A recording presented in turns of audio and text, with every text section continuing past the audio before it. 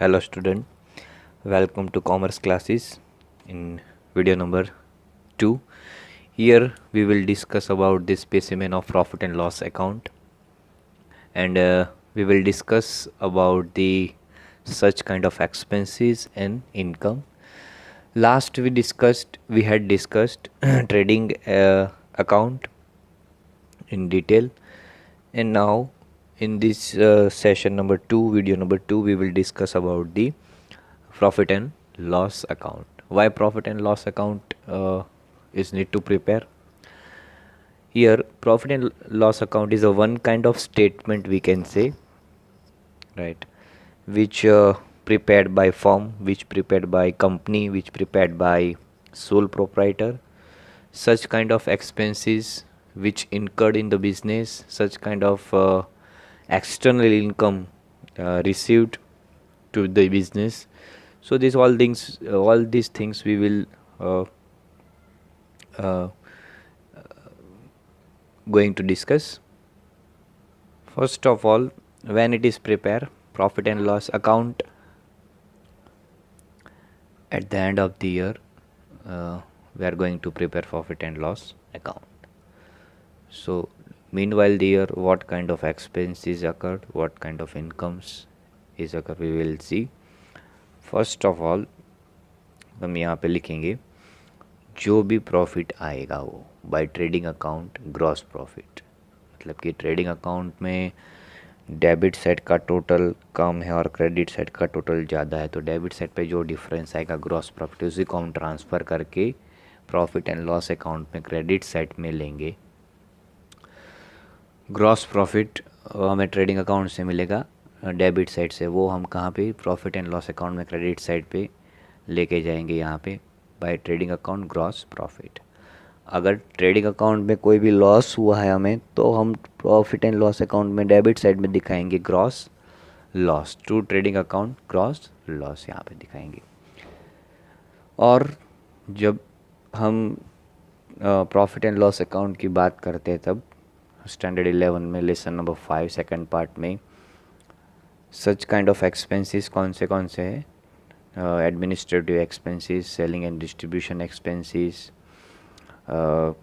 Financial expenses and other expenses. तो ये सारी चीज़ हम डेबिट साइड पे दिखाते हैं और क्रेडिट साइड पे दिखाते हैं हम जो भी हमें इनकम हुई है, इनकम फ्रॉम अदर सोर्सेज और नॉन फाइनेंसिंग बिजनेस. तो सबसे पहले यहाँ पे बात है ट्रेडिंग एक्सपेंस. बिजनेस करने के लिए जो भी हमारे एक्सपेंसेस हुए हैं, ट्रेडिंग एक्सपेंसेस, वो एक्सपेंसेस हम कहाँ पे, जो भी एक्सपेंस होगा हम यहाँ पे क्या कर देंगे, debit side of profit and loss में लिख देंगे. पर आपको वो एक्सपेंस आपको पता होना चाहिए कि वो ट्रेडिंग के रिलेटेड तो नहीं है ना, ट्रेडिंग अकाउंट रिलेटेड हो ट्रेडिंग अकाउंट में जाएगा. पर ये जो है वो ट्रेडिंग एक्सपेंस है, मतलब बिजनेस करने के लिए आपने कोई भी रजिस्ट्रेशन करवाया है या तो कोई भी चीज़, कोई भी ट्रेडिंग एक्सपेंस किया है, ठीक है, तो उसी के लिए जो एक्सपेंस लगते हैं उसको ट्रेडिंग एक्सपेंस बिजनेस के रिलेटेड. उसके बाद है दूसरा सैलरी, अलाउंसेस एंड बोनस. तो हम बिज़नेस के अंदर क्या करते हैं, कई सारे वर्कर काम करते हैं. कौन से वर्कर हम पहले डिस्कस कर चुके हैं, ब्लू कॉलर्स जॉब वाले और वाइट कॉलर जॉब वाले. तो ब्लू कॉलर जॉब किसको बोलते हैं और वाइट कॉलर जॉब वाले पर्सन हम किसको बोलते हैं? ब्लू कॉलर वाले जो होते हैं वो अपना physical, those who are using physical skill in the business, right, उसको हम लेबर देंगे, ठीक है. तो जो लेबर चार्जेस हो गए उसको हम वेजेस देंगे, तो वो हम ट्रेडिंग में दिखाएंगे लेबर चार्जेस. तो ब्लू कॉलर जॉब वाले जो भी वर्कर्स है, टू टाइप्स ऑफ वर्कर्स मैंने आपको बताए थे, वर्कर्स और लेबर्स, ठीक है. लेबर का ब्लू कॉलर जॉब होता है और वर्कर्स का वाइट कॉलर जॉब होता है. तो वर्कर जो होते हैं वो वाइट कॉलर जॉब के अंदर आते हैं. तो वाइट कॉलर जॉब किसको बोलते हैं? Those who are using their mental abilities, their skill, their knowledge regarding the business को चलाने के लिए वो क्या लगाते हैं, अपना दिमाग लगाते हैं, अपना स्किल लगाते हैं, अपना नॉलेज लगाते हैं. तो उसको हम वाइट कॉलर जॉब बोलते हैं और उसको हम क्या देते हैं, सैलरीज देते हैं. क्या देंगे? सैलरी. और जो भी ब्लू कलर वाले जो भी वर्कर है या तो लेबर है उसको हम वेजिस पेड करेंगे, डेली वेजिस पे बोलते हैं वो।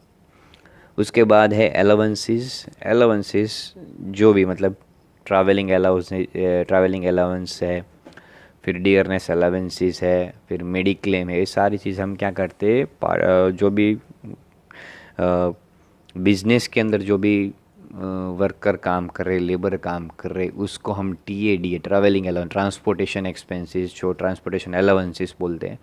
मतलब कि हमने किसी को जॉब दी है तो हमारे फैक्ट्री तक, हमारी कंपनी तक आने का जो भी उसका ट्रांसपोर्टेशन एक्सपेंस है, TA, ट्रैवलिंग अलाउंसेस, वो कंपनी प्रोवाइड करती है, तो वो एज ए एक्सपेंस यहाँ पे दिखाती है। फिर DA, डियरनेस अलाउंसेस, ठीक है, ये भी सारी चीज़ मतलब अपनी बेसिक सैलरी के साथ जो भी एक्स्ट्रा जो गवर्नमेंट प्रोवाइड करती है वो अलाउंसेस। DA मेडिक्लेम, मतलब कि जो भी वर्कर काम कर रहे हैं उसका इंश्योरेंस लिया है, उसका प्रीमियम या तो कुछ भी है, ठीक है, तो मेडिक्लेम करते हैं, जो भी लॉस होगा तो उसको रेम्बर्स करेंगे। तो ये सैलरी, अलाउंसेस, बोनस। उसके बाद है रेंट। ऑफिस रेंट भी उसको बोलते हैं, मतलब कि जो भी हमने बिजनेस का बिल्डिंग है उसको हमने रेंट पे दिया है, रेंटेड है, तो उसका अगर हम रेंट पेड कर दे तो रेंट यहाँ पे आएगा। तो एक रेंट है। दूसरा है इंश्योरेंस प्रीमियम। उसके बाद है नेक्स्ट इंश्योरेंस प्रीमियम। मतलब बिजनेस हमने किया है तो बिजनेस के अंदर रिस्क भी बहुत सारे है, कि मान लो कि फायर की वजह से कोई गुड्स का नुकसान होता है, कोई भी चीज़ से नुकसान होता है, या तो वर्कर को कोई नुकसान होता है, तो उसके लिए हमने उसका इंश्योरेंस लिया होता है बिजनेस के रिलेटेड, और उसी इंश्योरेंस का प्रीमियम हमें पेड करना पड़ता है। Insurance, there are 2 types of insurance, जो हमने स्टैंडर्ड 11 में लेसन नंबर 3 में पूरा लेसन इंश्योरेंस के बारे में हमने स्टडी किया था कॉमर्स के अंदर, organisation of commerce and management, तो यहाँ पे डिटेल में हम समझाएंगे नहीं। Insurance, there are 2 types of insurance, general insurance and life insurance, right. General insurance के अंदर आप कोई भी चीज़ का इंश्योरेंस लेते हो, ठीक है, मतलब कि गुड्स है या तो बिल्डिंग है, उस चीज़ का आप इंश्योरेंस लेते हो, उसको कोई नुकसान होता है तो इंश्योरेंस कंपनी क्या करती है, उसको क्लेम करती है। तो उसका इंश्योरेंस, जिस चीज़ का आपने इंश्योरेंस लिया उसका इंश्योरेंस प्रीमियम आपको पेड करना है, तो आपके बिजनेस के लिए एक एक्सपेंस है। अभी आपको ये चीज़ ऐसे देखना है कि trading account, profit and loss account, profit and loss appropriation account और profit and loss account, partners capital, current account और बैलेंस शीट, ये कौन बनाता है, ठीक है। ये पार्टनरशिप फर्म बनाती है या ये पार्टनर्स जो बिज़नेस करते हैं वो बनाते, कौन बनाता है, मतलब ये पार्टनर्स ये सारे अकाउंट्स मेंटेन करते हैं। बिजनेस जो बिज़नेस फर्म होते हैं वो एक CA प्रोफेशनल को क्या करते हैं, हायर करते हैं, वो ही सारे अकाउंट्स मेंटेन करते हैं बिजनेस के रिलेटेड। जो भी एक्टिविटीज़ होती है वो उसको ट्रू एंड फेयर एक्टिविटीज़ के लिए आपको बताना पड़ता है कि हमें ये चीज़ की है, तो वो आपके फर्म के रिलेटेड ये सारे अकाउंट्स और स्टेटमेंट्स बनाएंगे। उसके बाद है टैक्सीज।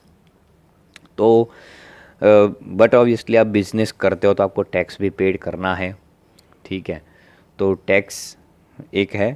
टैक्स अभी there are 2 types of tax, मतलब कि फर्म भी अपना टैक्स खुद पेमेंट करेगी, पार्टनरशिप फर्म, और पार्टनर्स भी अपना टैक्स खुद पेड करेगा, वो टैक्सेस यहाँ पे। तो फर्म जो अपना टैक्स पेड करती है वो यहाँ पे पेमेंट करना पड़ेगा, वो यहाँ पे लिखेंगे। उसके बाद है पोस्टेज, मतलब कि जो भी कम्युनिकेशन स्किल हमारे होते, कम्युनिकेशन के रिलेटेड कोई भी एक्सपेंसेस होते हैं, मतलब कि आपने कंपनी के अंदर या कोई वर्कर से उसके लिए कुछ फ़ोन की फैसिलिटी रखी है कि डिपार्टमेंट टू डिपार्टमेंट कॉल करने के लिए, आपको एक वर्कर को दूसरे वर्कर को बोलने के लिए मशीनरी चालू है तो आवाज़ नहीं आएगी, तो आप कॉल करके भी बोल सकते हो, ठीक है। जैसे कि आप वलसाड़ में जाते हो रजवाड़ी के अंदर, तो वहाँ पे कपड़ों के बहुत सारे डिपार्टमेंट है, तो हर एक बंदा बार बार ऊपर नीचे नहीं जाएगा, क्या करेगा, कॉल करके डायरेक्टली बोल देगा कि ये यहाँ पे, ये वहाँ पे, तो उसके लिए जो भी एक्सपेंस आएगा, बिल, ठीक है, पोस्टेज, और आपको कोई भी चीज़ पोस्ट करवाना है, मतलब कि पोस्ट करना है, मतलब आपका कोई गुड्स आपको एक प्लेस से दूसरे प्लेस पे भेजना है। मान लो कि कोई म्यूज़िक आपको ऐसे कि म्यूज़िक की कोई चीज़ आप बेच रहे हो, आपका बिजनेस म्यूज़िक का है, आप कोई चीज़ बेचते हो, ठीक है, तो आपको एक प्लेस से दमन से दीव भेजना है, तो आप क्या करोगे, पोस्ट के थ्रू वो चीज़ भेजोगे, तो वो एक एक्सपेंस हो जाएगा, पोस्टेज का एक्सपेंस, जो आपको क्या करना पड़ता है, बेयर करना पड़ता है। फिर है print and stationery, printing and stationery. तो प्रिंटिंग क्या है, जो भी आप बिज़नेस करने के लिए बिज़नेस के अंदर जो भी बिल्स छपवाते हो, ठीक है, बिल प्रिंट करवाते हो, स्टेशनरी, इनवॉइस, टैक्स इनवॉइस या तो फिर बिल इनवॉइस, जो भी आप प्रिंटिंग करवाते हो वो है प्रिंटिंग। स्टेशनरी मतलब क्या, आप कोई भी बिज़नेस के अंदर रजिस्टर लाते हो, कैलसी लाते हो, पेन लाते हो, पेंसिल लाते हो, रेजर लाते हो, जो भी स्टेशनरी के अंदर आपको दिखता है वो सारी चीज़ में से कोई भी चीज़ लाते हो तो वो स्टेशनरी आपका हो जाता है। उसके बाद है लीगल एक्स चार्जेस। तो लीगल चार्जेस क्या होते हैं, बिजनेस करने के लिए आप कोई भी चार्जेस करते हो, सबसे पहले लीगल चार्जेस के अंदर आता है, आप बिजनेस करना है तो आपको पहले क्या करवाना पड़ेगा, रजिस्ट्रेशन करवाना पड़ेगा। अगर आप विलेज में रजिस्ट्रेशन करवा बिजनेस करते हो तो आपको ग्राम पंचायत के अंदर रजिस्ट्रेशन करवाना पड़ेगा। अगर आप सिटी के अंदर बिजनेस करते हो तो आपको म्यूनसिपैलिटी में रजिस्ट्रेशन करवाना पड़ेगा। और आप मेट्रोपॉलिटन सिटी के अंदर बिजनेस करते हो तो वहाँ पे क्या लगता है, महानगर पालिका, तो आपको वहाँ पे उसका क्या करना पड़ेगा, रजिस्ट्रेशन बिजनेस का। तो उसी के रिलेटेड जो भी आपका लीगल एक्सपेंसेस होता है उसी को आप जो पेमेंट करते हो रजिस्ट्रेशन करवाने के समय, फॉर्म लेने का, पैसे देने का, वो सारी चीज़, स्टैंप ड्यूटी लेने का, सारे चीज़, तो ये लीगल एक्स चार्जेस हो गए। फिर है ऑडिट फीस। ऑडिट फीस मतलब ऑडिट कौन करता है, जनरली सीए जो प्रोफेशनल होते हैं वो आपके बिजनेस का ऑडिट करते हैं, और वही ऑडिट जो करते हैं उसके रिलेटेड उसको हम क्या कह देते हैं, उसकी एक्सपेंसेस, उसके पैसे जो, उसके चार्जेस जो होते हैं और उसकी फ़ीस जो होती है वो हम देते हैं ऑडिटर और अकाउंटेंट को। ऑडिट मतलब क्या होता है, जो आपके बिजनेस के अंदर जो भी एक्टिविटीज़ हो रही है, एक्सपेंस और जो भी मतलब जो भी चीज़ कर रहे हो आप तो वो ट्रू एंड फेयर हो रही है कि नहीं। तो वो सारी चीज़ मतलब कि बिज़नेस, बड़ा बिज़नेस चल रहा है, मान लो कि अंबानी का बिज़नेस चल रहा है, रतन टाटा का बिज़नेस चल रहा है, तो कितना बड़ा डिपार्टमेंट है और कितने सारे लोग हैं, तो हर एक जगह पे रतन टाटा पहुंच नहीं पाएंगे। तो क्या होगा, छोटे छोटे छोटे बहुत सारे डिपार्टमेंट हो गए, उसके अंदर बहुत सारे लोग काम करते होंगे, बहुत सारे हर रोज़ के एक्सपेंसेस होते होंगे। तो कई बार क्या करते हैं, कई सारे डिपार्टमेंट के अंदर ज़्यादा एक्सपेंसेस बता के, झूठे झूठे बिल रख के भी एक्सपेंसेस ज़्यादा बता देते कि इतना, मान लो कि 500 का एक्सपेंस हुआ है तो 5000 दिखा देंगे। तो उस तरह से bill represent, duplicate bill represent करेंगे। तो अगर कोई भी हम सीए के पास ऑडिट करवाएंगे, ठीक है, तो वो सारी जो भी गलतियाँ की है, घोटाले की है, वो तुरंत ही वो सीए लोग पकड़ लेंगे। इसीलिए ऑडिट करवाना कोई भी बिज़नेस का बहुत ज़रूरी है। और जो ऑडिट करते हैं उसके लिए हम एक्सपेंस देते हैं, उसको फ़ीस देते हैं, वो बिज़नेस के लिए एक एक्सपेंस हो जाता है क्योंकि ऑडिटर को हमें देना पड़ता है। फिर है इलेक्ट्रिसिटी एक्सपेंसेस। इलेक्ट्रिसिटी मतलब आप जो भी बिज़नेस कर रहे हो उसके अंदर मशीनरी लगी है, ट्यूबलाइट लगी है, पंखे लगे हैं, एसी लगा है, कोई भी चीज़ लगी है, तो उसके लिए हमें इलेक्ट्रिसिटी, उसका बिल आता है, वो हमें देना पड़ता है। तो ये सारी चीज़। फिर है कंट्रीब्यूशन टू प्रोविडेंट फंड।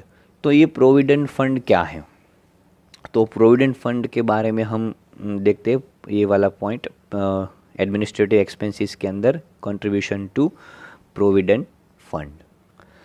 तो अभी हम पीएफ की बात करें तो पीएफ किसको मिलता है, मतलब कि मान लो कि कोई भी एक कंट्रीब्यूशन इन पीएफ सीपीएफ, तो मान लो कि कोई भी एक बंदा बिजनेस के अंदर काम कर रहा है, वर्क कर रहा है, कल को उसका कुछ भी हो जाता है, मतलब एक्सीडेंट हो जाएगा, बीमार हो जाएगा, उसका हाथ पैर कट जाएगा, ठीक है, जब तक वो सही सलामत है तब तक उसको सैलरी मिलती रहेगी, पर जब वो मर जाएगा तब उसकी इनकम क्या हो जाएगी, ज़ीरो हो जाएगी, ठीक है, वो पैसे उसको मिलेंगे नहीं। तो मिलेंगे नहीं तो क्या करेंगे, भी मान लो कि कोई एक वर्कर की सैलरी 100 रुपीज़ है, और अगर गवर्नमेंट एम्प्लॉई है और एनडीसीपीएफ है तो उसको 10% अलाउंसेस क्या मिलेगी, 10%, मतलब बेसिक सैलरी उसकी कितनी हो गई, बेसिक कितना और अलाउंसेस कितना हो गया, 10, तो उसका सैलरी कितना हो गया, 110 10। अब क्या करेगा ये सॉरी ये एलेवेंसीज है वो 10% है, 10 रुपीज़ है बेसिक सैलरी प्लस, तो उसका सैलरी 110 हो गया। अब अगर गवर्नमेंट एम्प्लॉई है और एनडीसीपीएफ है तो उसको 10% पीएफ में उसका कंट्रीब्यूशन जाएगा, 10%। ठीक है, तो इसका 10% कितना हो गया, 10% इसका कितना हो गया, 11 रुपीज़, 11 रुपीज़। तो मतलब कि ये जो 11 रुपीज़ है उसको क्या जाएगी, उसके पीएफ में जाएगी, और उसके हाथ में नेट अमाउंट कितना, 99 आएगा। अब ये जो 11 रुपीज़ उसने पीएफ के अंदर ऐड किए और फर्म भी उसके साथ 11 + 11, फर्म भी अपना खुद का 11 रुपीज़ ऐड करेगी, मतलब जाकर टोटल 22 इतना उसको जाके मिलेगा। तो ये क्या हो गया, पीएफ मतलब कि 122। ठीक है, तो एक बेनिफिट क्या है, जो फर्म उसको देती है पीएफ के अंदर कंट्रीब्यूशन, ये पार्टनर्स का है, उसने अपनी सैलरी में से, बेसिक में से 11, और 11 किसने दिया, फर्म ने दिया, तो 22 उसको मिलेगा। तो कंट्रीब्यूशन इन पीएफ जो फर्म देती है पार्टनर्स को, तो वो है पीएफ का कंट्रीब्यूशन।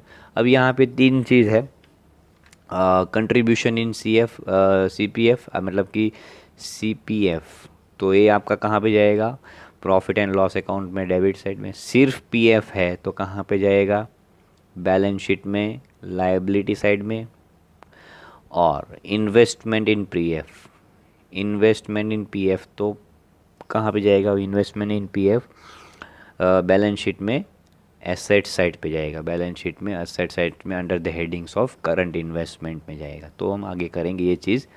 अभी तो इन्वेस्टमेंट कितने टाइप से, contribution in provident fund, profit and loss में डेबिट साइड में, प्रोविडेंट फंड बैलेंस शीट में लाइबिलिटी साइड में under the headings of current liabilities, and investment in provident fund balance sheet में asset side में under the headings of current investment. उसके बाद है selling and distribution expense का heading, मतलब कि जो भी हम सेलिंग करते हैं और डिस्ट्रीब्यूशन करते हैं उसके रिलेटेड कोई भी एक्सपेंसेस होते हैं उसको हम क्या बोलते हैं, सेलिंग एंड डिस्ट्रीब्यूशन एक्सपेंसेस। सबसे पहला है उसमें आएगा कैरेज आउटवर्ड, मतलब कैरेज इनवर्ड हमारा क्या होता था, ट्रेडिंग अकाउंट में डेबिट साइड में वो ट्रेडिंग की एक्टिविटीज़ के अकॉर्डिंग है, मतलब कि जो गुड्स परचेस करते थे उसको हम बिजनेस के अंदर लाते थे और उसका हम पेमेंट करते थे, उसका रेंट भाड़ा देते थे, तो उसको कैरेज इनवर्ड बोलते हैं। अब हम यहाँ पे जब कोई गुड्स को सेल कर रहे हैं, और सेल करने मतलब मान लो कि मेरा रेफ्रिजरेटर एक सेल करने का बिजनेस है, तो मैंने कोटेशन लिया है और मैंने रेफ्रिजरेटर सेल किया, या तो टेलीविज़न सेल किया है कोई भी, मान लो कि यहाँ से मुझे दमन, अभी मैं मेरा करंट लोकेशन दमन टॉकीज़ के पीछे, दमन थिएटर के पीछे है, तो मुझे यहाँ से गुड्स को सप्लाई करना है, मान लो कि दिलीप नगर में गुड्स को मुझे सप्लाई करना है, तो मेरे बिजनेस से लेके गुड्स सेल करने का एक्सपेंसेस जो मैं यहाँ से टेम्पो के अंदर भेजूँगा, तो वो कैरेज आउटवर्ड, मतलब गुड्स जाने का जो हम भाड़ा देते हैं उसको कैरेज आउटवर्ड, वो बिजनेस की तरफ से एक एक्सपेंस हो गया जो हम यहाँ पे दिखाते हैं। फिर उसके बाद बिजनेस के अंदर जो भी हम गुड्स को सेल करने के लिए हम क्या करते हैं, सेल्समैन को रखते हैं, तो उसको हम सैलरी देते हैं, सेल्समैन की सैलरी, सेल्समैन को कमीशन। तो ये सारी चीज़ यहाँ पे हमारी जो सेलिंग एंड डिस्ट्रीब्यूशन की एक्टिविटीज़ है उसके अंदर आएगी। तो यहाँ पे सेल्समैन सैलरी, मतलब कि एक तो सेल्समैन का जो सैलरी होता है वो, there are 2 types of salesman salary, 1 fixed base salary and number 2 product base, मतलब जितने भी प्रोडक्ट का वो सेलिंग करेगा उतनी उसको सैलरी मिलेगी, कमीशन। तो ये चीज़ आप जानते हो, उसको ज़्यादा एक्सप्लेन करने की ज़रूरत नहीं। कमीशन मतलब जो भी आप बीच में रह के लेते हो कमीशन, उसको हम कमीशन बोलते हैं। मान लो कि मेरे पास मुझे 1 लाख रुपए की लैंड परचेस करनी है और मेरे कांटेक्ट में कोई लोग नहीं है, मैं दूसरे को बोलूँगा भाई मुझे 1 लाख की कोई अच्छी जगह पे लोकेशन बता के लैंड लेनी है, तो मुझे कोई बता मेरा फ्रेंड्स में, या तो कोई होगा जो ज़्यादा लोग को जानता होगा, ब्रोकर लोग को, तो क्या करेगा चलो मैं बताऊंगा, 1 लाख नहीं, मैं तुम्हें 90,000 में दिलाऊंगा, पर मुझे उसमें 5,000 मेरा कमीशन। तो बिजनेस के अंदर एक कमीशन बिजनेस किसी को थर्ड पार्टी को देता है, तो कमीशन बिजनेस के लिए एक्सपेंस यहाँ पे लिखते हैं। फिर है एडवर्टाइजमेंट एक्सपेंस। अच्छा, हम गुड्स का एडवर्टाइजमेंट कब करते हैं? जब बिजनेस गुड्स को कोई सोल्ड करना है तो हम क्या करते हैं, न्यूज़पेपर के अंदर पैम्पलेट प्रिंट करवा के हम एडवर्टाइजमेंट करते हैं, या तो कोई फेयर लगा है वहाँ पे जाके हमारे गुड्स का हम सैम्पलिंग करते हैं, मतलब सैंपल के तौर पे देते हैं, यूज़ करो कैसा लगेगा, ठीक है। तो उस तरह से हम बिज़नेस की जो प्रोडक्ट्स होते हैं उसकी हम एक एडवर्टाइजमेंट करते हैं। तो उसके रिलेटेड कोई एक्सपेंस होता है, होर्डिंग्स लगाते हैं बाहर, आपने देखा होगा कहीं पे भी आप जाते हो बड़े बड़े होर्डिंग्स लगे हैं, तो उसके रिलेटेड एक्सपेंस। ऐप्स बनाने का एक्सपेंस, ऐप्स बनाते हो अपने बिजनेस का, भाई ये चीज़ बाय करो, ये चीज़ बाय करने के लिए या आप ऐप्स को इंस्टॉल करो, तो ये है एडवर्टाइजमेंट एक्सपेंस जो किसको बेयर करना पड़ता है, बिजनेस को। और अभी इन दिनों ये चीज़ बहुत ज़्यादा चलती है एडवर्टाइजमेंट, मतलब जितने एडवर्टाइजमेंट करोगे आप उतना आपका बिजनेस ज़्यादा चलेगा। उसके बाद है डिस्काउंट अलाउड, मतलब आप कोई गुड्स को सेल कर रहे हो तब आप किसी कस्टमर को डिस्काउंट अलाउड कर रहे हो। मान लो कि 100 रुपीज़ की गुड्स है और 20 आप कस्टमर को बोलोगे चलो कोई बात नहीं, आप क्या करो 95 दे देना, मतलब आपने 5 रुपीज़ का डिस्काउंट कस्टमर को अलाउड किया, तो 5 रुपीज़ जो आपने डिस्काउंट अलाउड किया वो आपके लिए क्या हो जाएगा, एक प्रकार का डिस्काउंट एक्सपेंस हो जाएगा। फिर है डिस्काउंट रिजर्व, जो रिजर्व में है, ठीक है, डिस्काउंट रिजर्व ऑन डेप्टर्स वगैरह वगैरह जो आता है, डिस्काउंट रिजर्व तो भी एक एक्सपेंस है। डिस्काउंट जो आपका रिजर्व में अभी रखा है, जो मिला नहीं है अभी तक, वो एक एक्सपेंस है, मिलेगा, मतलब आप देंगे तब की बात है जिसको देना बाकी। फिर एक्सपेंसेस ऑफ शोरूम, नेक्स्ट है आपका एक्सपेंसेस ऑफ शोरूम, मतलब आपने बिजनेस करने के लिए, मान लो कि कपड़ों की दुकान है, आप जब कपड़े खरीदने के लिए जाते, बाय करने के लिए जाते, शॉपिंग के लिए जाते, तो शोरूम के अंदर इतनी अच्छी अच्छी लाइटिंग्स लगाई होती है, महंगी महंगी वाली लाइटिंग्स जो लगाई, तो आपके जो कपड़े जो होते हैं एकदम डल हुए कपड़े को भी वो अच्छी अच्छी दिखाती है। आप जब कपड़े बाय करने, फिर आप कभी उसको पहनते हो और फिर बाहर निकलते हो, कभी वो चीज़ दोनों डिफरेंट डिफरेंट लगती है। मतलब एक कस्टमर को अट्रैक्ट करने के लिए कई बार एक लाइटिंग्स लगाई गई है, उसके रिलेटेड जो बिजनेस ने एक्सपेंस किया है उसको क्या बोलेंगे हम, शोरूम एक्सपेंस। फिर है गोडाउन एक्सपेंस। गोडाउन एक्सपेंस मतलब कौन से एक्सपेंस, गोडाउन के अंदर मतलब बिजनेस करते हैं, गुड्स परचेस करते हैं, गुड्स का प्रोडक्शन करते हैं, तो ऐसा ज़रूरी नहीं कि सारा गुड्स जैसे ही लेके आएंगे सब पूरा गुड्स सेल हो जाएगा, ऐसा ज़रूरी नहीं है। कई बार हमें क्या करना पड़ता है, गुड्स को एक गोडाउन के अंदर उसको स्टोर करके रखना पड़ता है, जब भी उसकी ज़रूरत पड़े तो हम उसको निकाल के जाएंगे। अब उसी गोडाउन के अंदर हमने जो रखा है हमारा गुड्स, उसका जो हम रेंट दे रहे हैं, जिसका अगर प्राइवेट गोडाउन है तो रेंट का कोई इशू नहीं है, पर अगर गवर्नमेंट गोडाउन है या तो स्पेसिफिक, बहुत सारे गोडाउन होते हैं, स्पेसिफिक गोडाउन, उसका रेंट हमें देना पड़ता है, तो एक एक्सपेंस है। फिर उसके बाद है पैकिंग एक्सपेंसेस। पैकिंग एक्सपेंसेस मतलब कौन से, मतलब जो भी गुड्स आपने बनाई है उसको पैकिंग करने का एक्सपेंसेस। कौन सा पैकिंग करने का एक्सपेंसेस, वो मान लो कि आप शुगर बेच रहे हो तो 5 kg का थैली बनवाने का पॉलीथीन बनाओ, मतलब कि उसके जैसा उसका पैकिंग बनवाना है, 250 ग्राम्स का, 1 kg का। फिर उसी के पैकिंग के ऊपर आपको जो भी इंग्रेडिएंट्स लिखने हैं, या तो फिर उसका ISI का मार्क लेना है, IFSI का मार्क्स लेना है, मार्को लेना है। फिर उसके भी आपको कई सारे एक्सपेंसेस करने पड़ते हैं, ऐसे ही आप कोई गुड्स को बेच नहीं सकते हो मार्केट के अंदर, नहीं तो आपके ऊपर लीगल जो है वो कार्यवाही हो सकती है। तो ये है आपके पैकिंग चार्जेस। उसके बाद जो है आपका नेक्स्ट हेडिंग जो आता है वो फाइनेंशियल एक्सपेंसेस। तो फाइनेंशियल एक्सपेंसेस के अंदर सबसे पहला एक्सपेंस की हम बात करेंगे, वो कौन से एक्सपेंसेस जो फाइनेंशियली होते हैं। फाइनेंशियल एक्सपेंस मतलब कि जो expenses finance attract the finance, जो पैसे को खींचता है, ठीक है, पैसे को खींचता है ऐसा बोलते हैं ना, फाइनेंस अट्रैक्ट द फाइनेंस, उस तरह के जो एक्सपेंसेस है। फाइनेंस अट्रैक्ट फाइनेंस क्या मतलब, कैसे फाइनेंस फाइनेंस को कैसे अट्रैक्ट कर सकता है तो फॉर एग्ज़ाम्पल बिजनेस आप कर रहे हो, तो बिजनेस के अंदर कैपिटल एक सबसे बड़ी चीज़ है, आपको कैपिटल चाहिए ही चाहिए। जितनी भी आप कैपिटल लगाओ बिजनेस के अंदर उतनी कम है। तो आप जब किसी पार्टनर्स के पास से आप लोन लेते हो, ठीक है, कहीं बिजनेस करने के लिए आपको you require take a loan from the other parties, ठीक है। It may be bank, it may be your wife, it may be your friend, it may be other financial institution, so you have to take a loan from the other person. तो उसी loan पे आपको क्या देना पड़ता है, एक interest payment करना पड़ता है।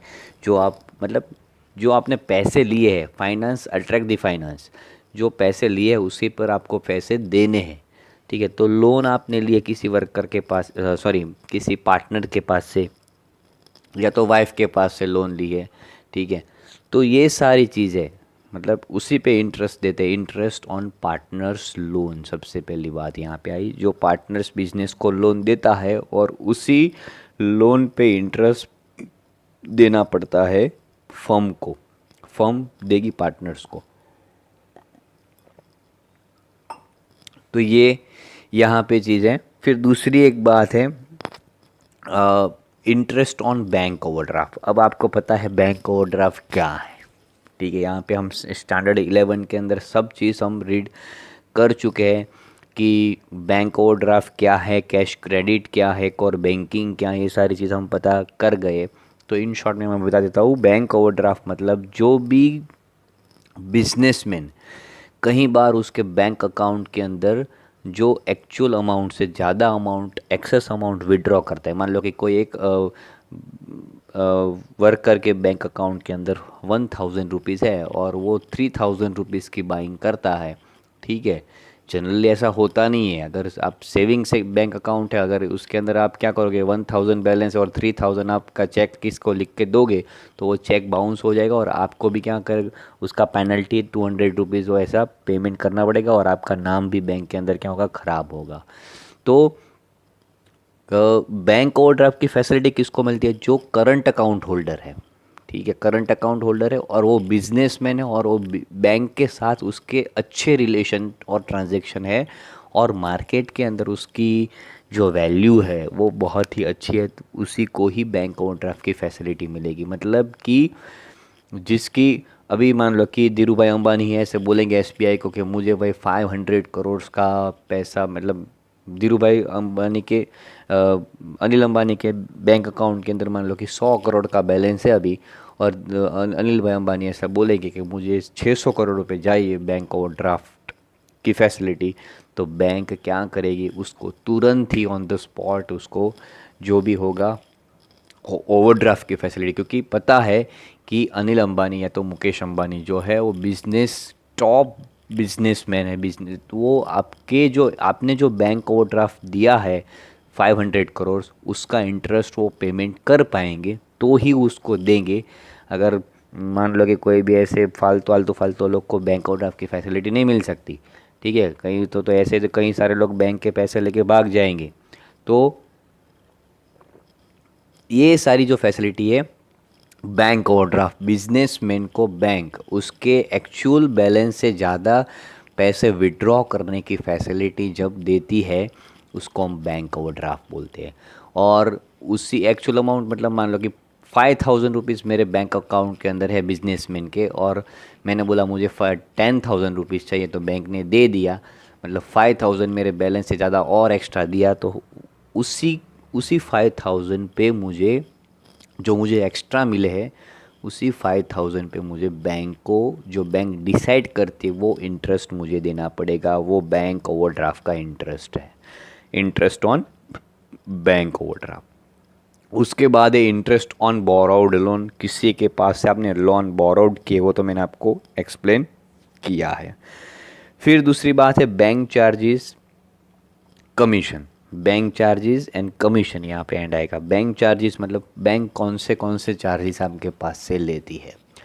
तो मान लो कि आप बैंक की बहुत सारी चीज़ें यूज़ करते हो, एटीएम यूज़ करते हो, चेक बुक यूज़ करते हो, लॉकर की फैसिलिटी आपने ले रखी है, फिर एफडी करवाइए और तरह तरह की फैसिलिटी आपने बैंक के पास से ली है। तो बैंक आपकी जो एटीएम की फैसिलिटी है, चेक बुक किया तो कोई भी है, उसमें से आपके पास से बैंक क्या करेगी, चार्जेस लेगी। या तो आपने बैंक को ऐसा बोला है कि मेरा हर महीने का जो भी बिल आएगा वो आपको डायरेक्ट ऑनलाइन पे भर देना है, तो बैंक वो ऑनलाइन बिल आपका पेमेंट कर देगी, पर उसी के बीच में आपके पास से बैंक क्या करेगी, कमीशन लेगी। तो वो कमीशन आपका आपको कमीशन देना पड़ेगा बैंक को, आपका बिल पेमेंट कर रही है, ठीक है। और आपके पास से चार्जेस, मतलब आप जो भी बैंक की चीज़ें यूज़ कर रहे हो, मैनेजर का कमीशन, मैनेजर जो भी है वो,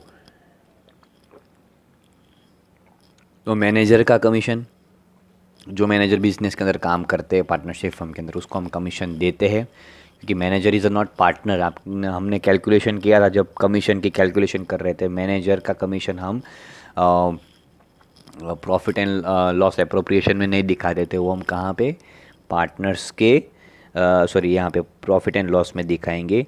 और ये लोन का इंटरेस्ट हम पी.एन.एल. एप्रो में और पार्टनर्स कैपिटल अकाउंट में नहीं दिखाया था, मैंने आपको पहले ही बोला था, यहाँ पे दिखाना है प्रॉफिट एंड लॉस अकाउंट में, जब मैं आपको लेसन 1 एक्सप्लेन कर रहा था तब।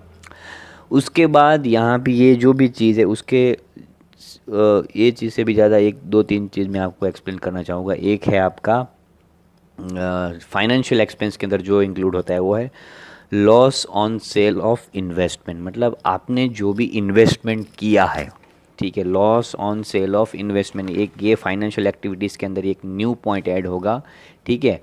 तो मैं आपको समझा देता हूँ, loss on sale of investment मतलब कि ये क्या है, loss on sale of investment,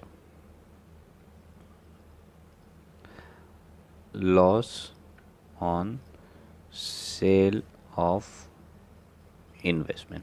मान लो कि मैंने रिलायंस कंपनी के अंदर इन्वेस्टमेंट किया है, उसके शेयर बाय किए हैं, रिलायंस कंपनी के मैंने 100 शेयर बाय किए हैं, 100 रुपीज़ ईच, हर एक शेयर की प्राइस है 100, मतलब 10,000 के शेयर मैंने बाय किए हैं।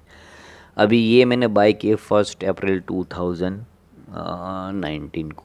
अब क्वार्टरली मैं उसको बेचता हूँ, उसकी प्राइस देखता हूँ, चेक करता हूँ मैं, तो कब मई अप्रैल मई जून, मैं उसको जून में 1 जून 2000 या तो 31 जून 2019 को मैं, तो ये जो 100 शेयर है और एक शेयर की प्राइस कितनी है, 100 रुपीज़। अब 100 रुपीज़ की जगह पे ईच शेयर की प्राइस, हर एक शेयर की प्राइस हो गई है 90 रुपीज़। तो कितना हो जाएगा, ठीक है, 9,000 हो जाएगा। तो मुझे कितने का लॉस होगा, 1,000 का लॉस होगा, ठीक है। तो ये मुझे है वो क्या है, loss on sale of investment, मतलब आपने कोई कंपनी के शेयर के अंदर इन्वेस्टमेंट किया है और उसमें लॉस होता है, तो वो लॉस आपका एक्सपेंस है और उसी लॉस को आपको दिखाना है फाइनेंशियल एक्टिविटीज़ के हेडिंग के अंदर। दूसरा एक है, मैं आपको एक्सप्लेन करना यहाँ पे जाऊँगा, यहाँ पे नहीं है, impairment of loss, impairment of loss, right, impairment loss. तो ये क्या है, ये भी एक सेम ही चीज़ है। मान लो कि ये है टाटा कंपनी के शेयर मैंने परचेज़ किए हैं, ठीक है, वो भी मैंने 1,000 शेयर परचेज़ किए हैं, हर एक शेयर की प्राइस है 100 रुपीज़। तो टोटल मैंने कितने के शेयर परचेज़ किए, 1,00,000 रुपीज़ के शेयर मैंने बाय किए। ये मैंने 1 अप्रैल 2019 को बाय किए, और ये जब मैं उसकी प्राइस देखूंगा, मतलब कि 31 मार्च 2020 को, तो यही टाटा कंपनी के शेयर 1,000 शेयर और इसकी प्राइस, शेयर की प्राइस 100 रुपीज़ से डायरेक्ट 10 रुपीज़ हो गई है, ठीक है। तो मुझे यहाँ पे जो, मतलब ये टेम्पररी बेसिस पे उसका वैल्यू डाउन हो गया, मतलब कंपनी लॉस में चली गई, बहुत बड़े लॉस में, जैसे कि एलिकॉन इंजीनियरिंग कंपनी लॉस में चली गई, उस तरह से उसके पास लाइबिलिटीज़ बढ़ गई, एसेट्स कम है। तो उस तरह मुझे, जब मैंने क्या 1,000 शेयर बाय किए थे 100 ईच, तो 1,00,000 रुपीज़ के शेयर, 1,00,000 रुपीज़ के शेयर अभी क्या हो गया, ईयर के एंड में तो एक शेयर की प्राइस 100 में से डायरेक्ट जो है 10 हो गई, मतलब कि यहाँ पे मुझे कितना मिलेगा, मैं उसको सेल करूँगा तो 10,000 मिलेगा, तो मुझे कितने का लॉस जाएगा, 90,000 का लॉस। इसको हम इम्पेयरमेंट ऑफ लॉस बोल रहे, जो परमानेंटली, जो आपको कभी मिलने वाला नहीं है। तो ये आपको फाइनेंशियल एक्सपेंस के हेडिंग में दूसरा, और एक तीसरा एक और भी पॉइंट है, number 3, loss on foreign, REIGN, foreign exchange. Foreign exchange के अंदर लॉस हुआ है। अभी फॉरेन एक्सचेंज के अंदर लॉस मतलब कैसा, लॉस ऑन फॉरेन एक्सचेंज। तो लॉस ऑन फॉरेन एक्सचेंज में भी उसका आपको एक एग्जांपल देता हूँ। मान लो कि अब मैं दमन से कोई एक बिजनेस कर रहा हूँ, दमन से, और मेरी कोई भी प्रोडक्ट है, मैं यहाँ से बेचता हूँ यूके में। यूके में मैं बेचता हूँ मिस्टर रिकी को, ठीक है। यहाँ पे मैंने उसको 100 यूनिट्स सोल्ड किए है, और डॉलर की प्राइस कितनी है, 100 रुपीज़। तो मतलब कितना, $10,000। कितना हो गया, $10,000। किसको मुझे देने हैं, यूके में मिस्टर रिकी है उसको मुझे देने हैं। तो मैंने उसको यहाँ पे इंडिया से, मतलब दमन से, उसको गुड्स को सेल कर दिया, यहाँ पे बेच दिया। अब ये यूके के मिस्टर रिकी जो है, ये बोलते हैं मैंने यहाँ पे सेल किया है मिस्टर रिकी को 1 अप्रैल 2020 को, इसी साल में।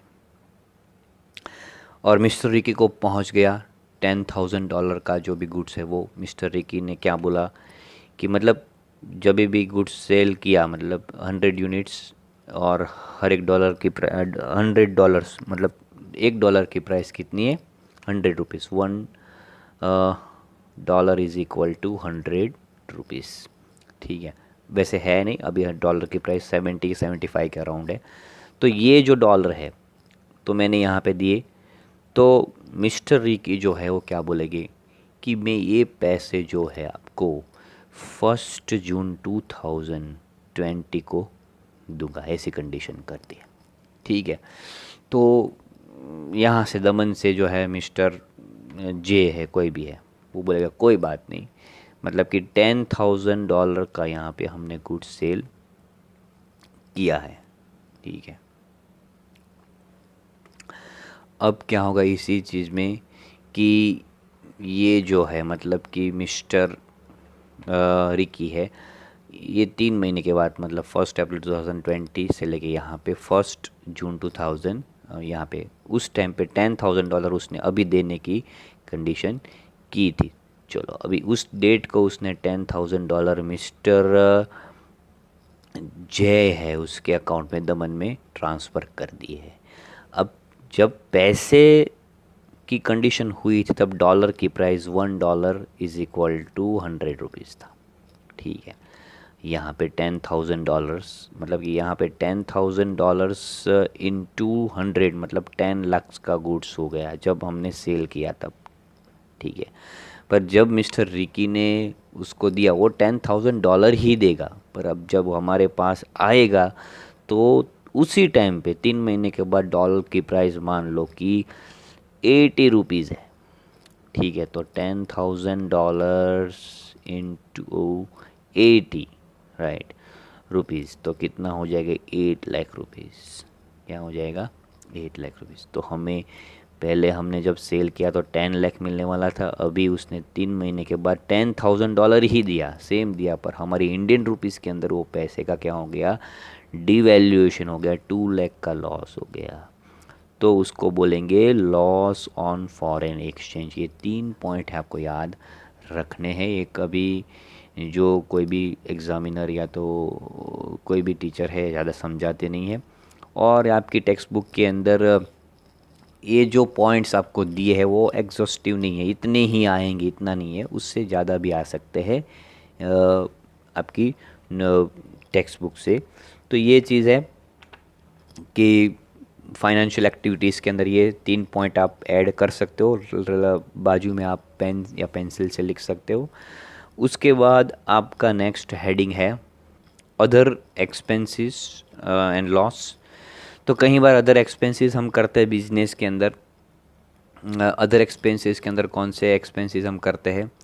मान लो कि डोनेशन के एक्सपेंसेस, हमने डोनेशन दिया है किसी को, 100 बुक्स नोटबुक हमने किसी को, किसी गरीब बच्चे को हमने डोनेट किया है, तो वो 100 बुक की जो प्राइस होती है वो यहाँ पे लिखनी है। एमआरपी नहीं लिखनी है, पर हमें क्या करते हैं, जो जो एक्चुअल प्राइस पे हमें वो नोटबुक मिलता है वही लिखने। कई बार हम क्या करते हैं कि हमें 10 नोटबुक्स देनी है डोनेशन के अंदर किसी को, तो क्या करेंगे, 120 एमआरपी होगी, ठीक है, पर हमें मिलेगी कितने में, 80 रुपीज़ में। मतलब 40% जो होगा वो ट्रेड डिस्काउंट होगा। वो ट्रेड डिस्काउंट की बुक्स ऑफ अकाउंट्स के अंदर एंट्री नहीं होगी। तो क्या करेंगे कि 10 नोटबुक्स इंटू 80 रुपीज़, तो कितना, हम 800 ही लिखेंगे हमारी बुक्स ऑफ अकाउंट्स में, ये ट्रेड डिस्काउंट के साथ नहीं दिखाएंगे। हाँ, अगर यही 800 पे अगर कोई ट्रेडर्स ने हमें डिस्काउंट दिया है 10% का, कैश डिस्काउंट दिया है, ठीक है, मतलब 80 रुपीज़ का डिस्काउंट दिया है, तो बाकी का 720 ये इससे करके ये 80 रुपीज़ का कैश डिस्काउंट जो है रिसीव्ड हुआ वो हम दिखाएंगे प्रॉफिट एंड लॉस अकाउंट में, क्रेडिट साइड पे दिखाएंगे, पीएनएल में क्रेडिट साइड में।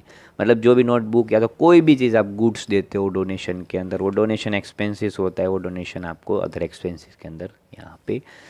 फिर असेट्स पे डेप्रिसिएशन, कहीं सारे असेट्स होती है, जो फैक्ट्री की असेट्स है, फैक्ट्री का बिल्डिंग है, उसके ऊपर जो डेप्रिसिएशन लगता है वो ट्रेडिंग अकाउंट में जाता है। पर अगर कोई असेट्स होती है जैसे कि लैंड, बिल्डिंग, मशीनरी, फर्नीचर, ऐसी चीज़ का कोई डेप्रिसिएशन, डेप्रिसिएशन मतलब what is the meaning of depreciation, decreasing in the value of assets. आपने कोई भी स्कूटर लिया है, कार ली है, मोटर बाइक ली है, मशीनरीज ली है, आज आपने 5 लाख रुपीज़ की ली है, और आफ्टर फ्यू इयर्स आपको बेनिफिट दे के उसके पर हम एक्सपेंसेस करेंगे और उसकी वैल्यू कम हो जाएगी, ठीक है, सेम वैल्यू नहीं रहेगी तो उसको क्या बोलेंगे हम, डेप्रिसिएशन। तो ये है असेट्स पे डेप्रिसिएशन लगता ही लगता है। ऐसी कौन सी एसेट है जिसके ऊपर डेप्रिसिएशन नहीं लगता है? ऐसी कौन सी एसेट है जिसके ऊपर डेप्रिसिएशन नहीं लगता है? लैंड है। Land is a not depreciable asset, but land is appreciable asset, जिसकी वैल्यू में क्या होता है, कॉन्टीन्यूसली जो भी है वो प्राइस में इंक्रीजिंग होता रहता है। उसके बाद है बेड डेट्स। ये एक फॉर्मेट आपको याद कर लेना है। Bad debts trial balance, bad debts adjustment, bad debts reserve adjustment and less bed date reserve trial balance. तो इसको आप ऐसे भी बोल सकते हो, बेड डेट्स ट्रायल बैलेंस मतलब ओल्ड प्रीवियस ईयर का, फिर बेड डेट्स एडजस्टमेंट मतलब करंट ईयर का, बेड डेट रिजर्व एडजस्टमेंट मतलब करंट ईयर का, और less bed date reserve trial balance मतलब प्रीवियस ईयर का। तो बेड डेट्स एक्चुअली में क्या है, तो वो मैं आपको समझाता हूँ बेड डेट्स का मतलब क्या होता है। अभी मान लो कि यहाँ पे एक ट्रेडर है, ठीक है, उसने किसी कस्टमर को गुड्स सेल किया है क्रेडिट पे। क्रेडिट मतलब पैसे बाद में दे देना, ऐसा। तो मतलब ये जो ट्रेडर है वो क्या हो गया, ही बिकम्स क्रेडिटर, राइट, मतलब इसको इतने पैसे इसके पास से लेने हैं, and he becomes debtors from him, right.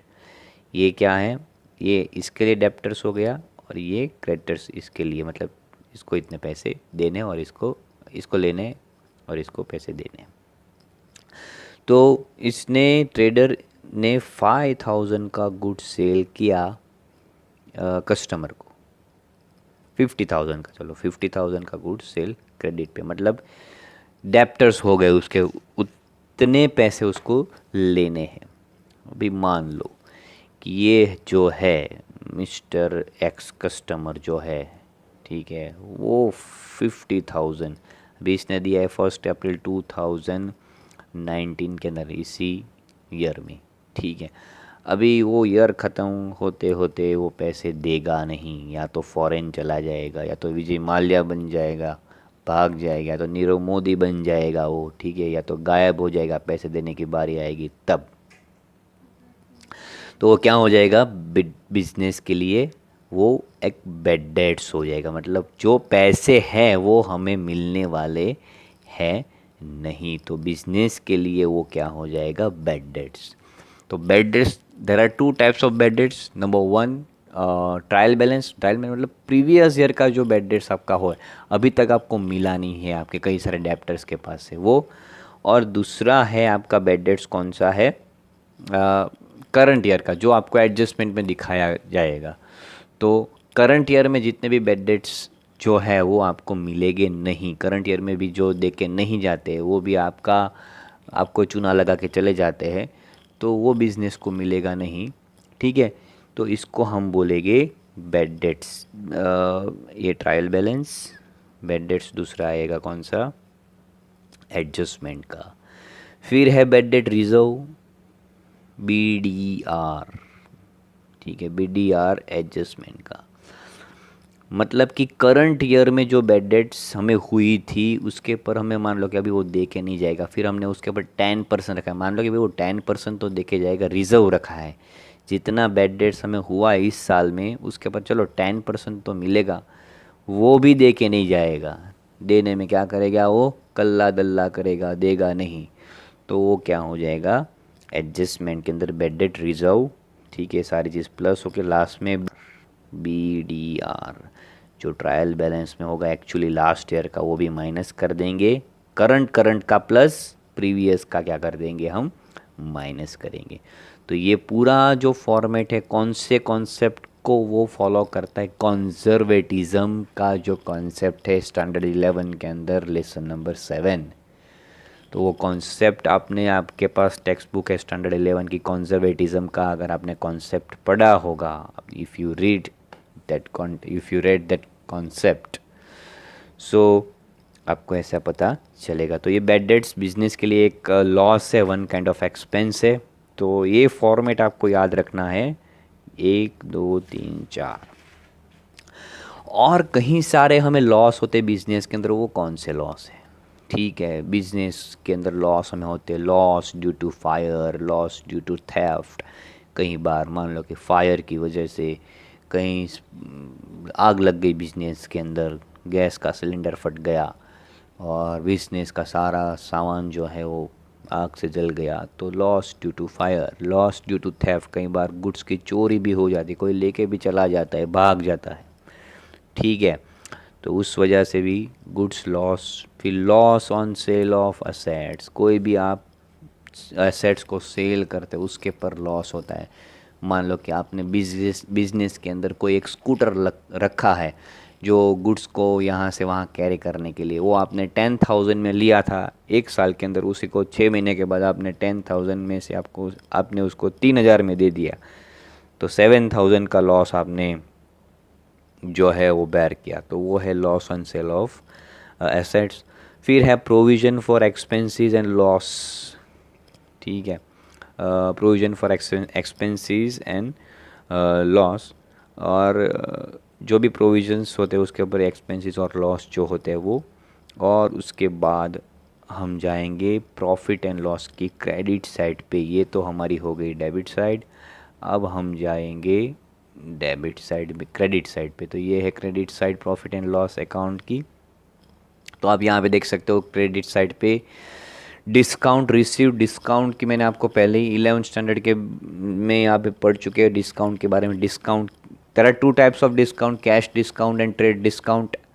Trade discount which we will not recorded in the books of account, and cash discount which we recorded in books of accounts in lesson number standard 11 lesson number 8 और 7 cash book के अंदर क्या करते हैं हम, trade discount के हम entries नहीं करते थे। मतलब जो मार्केट प्राइस है, मार्केट प्राइस मतलब कोई ट्रेडर है उसको कोई एक प्रोडक्ट मिल रहा है, 100 रुपीज़ की प्राइस MRP लिखी है, और उसी मतलब कि जो भी बिजनेस ट्रेडर है उसको 80 रुपीज़ में मिलता है, ये 20 रुपीज़ का जो ट्रेड डिस्काउंट है उसकी बुक्स ऑफ अकाउंट्स के अंदर एंट्री नहीं होती है, तो वो है डिस्काउंट।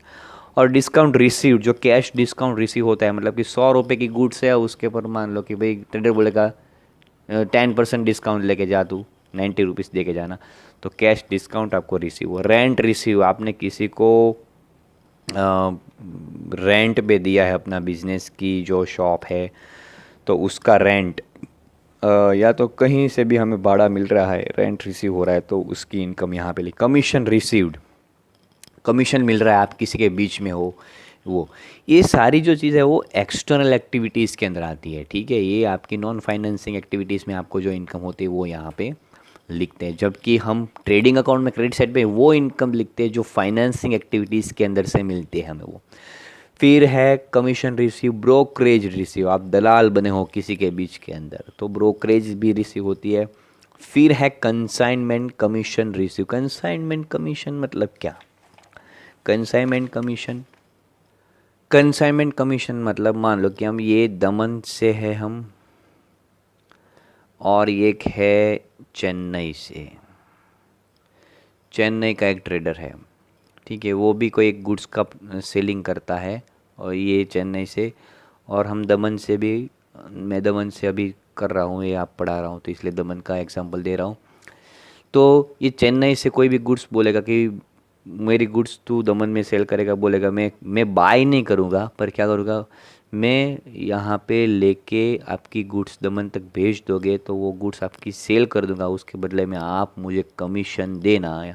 तो बीच में जो रहता है वो एजेंट, ठीक है, एजेंट रहता है वो, ठीक है, वो खुद बाय नहीं करेगा। दमन का ट्रेडर क्या करेगा, इसको बोलेगा तू बेच दे गुड्स, जितना आएगा उतना सेल कर दोगे, उसका पैसा मैं तुझे बेच दूंगा, उसका कमीशन मेरे को दे देना।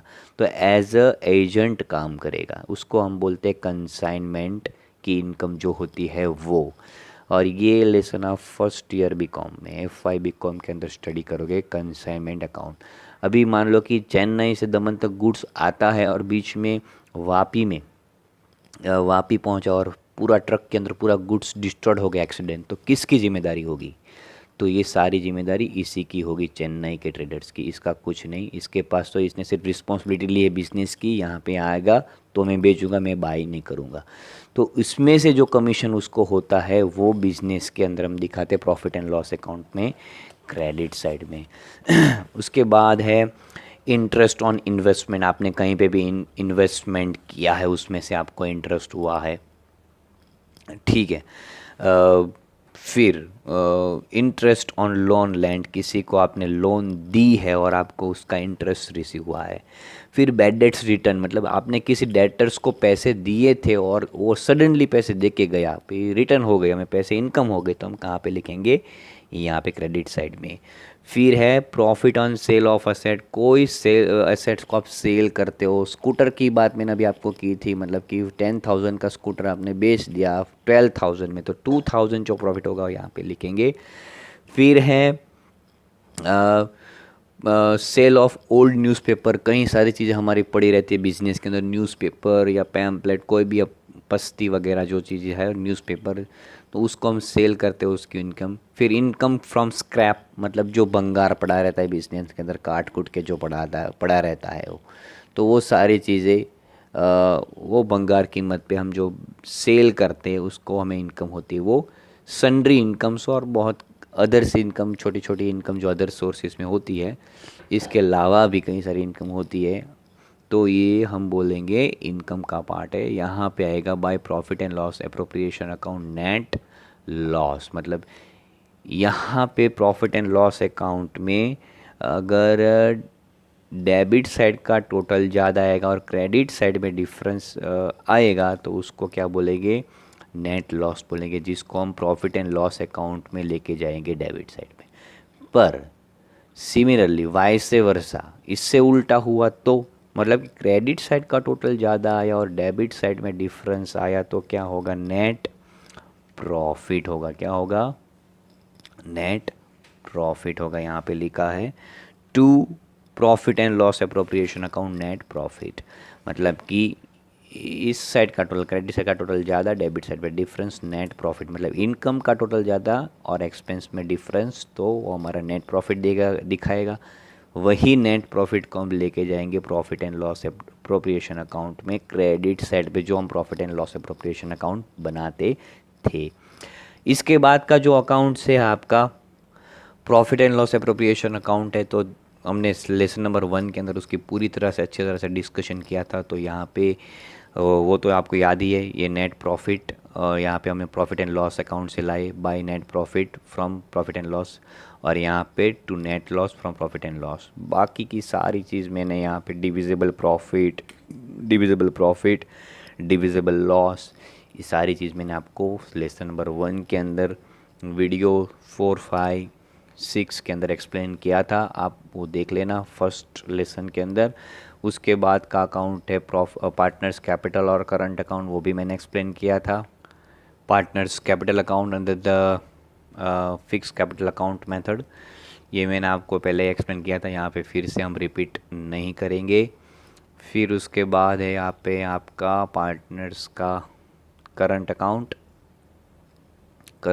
है आपका यहाँ पे पार्टनर्स का, वो भी मैंने आपको बहुत अच्छी तरह से एक्सप्लेन किया, तो यहाँ पे उसके कोई एक्सप्लेनेशन हम नहीं लेंगे। और उसके बाद जो फाइनल अकाउंट है वो, तो यहाँ पे जो फाइनल अकाउंट हमारा है वो जो बनेगा हमारा एक्यूरल कॉन्सेप्ट के बेसिस पे बैलेंस शीट, जो हम एट द ईयर एंडिंग के बेस पे हम बनाते हैं।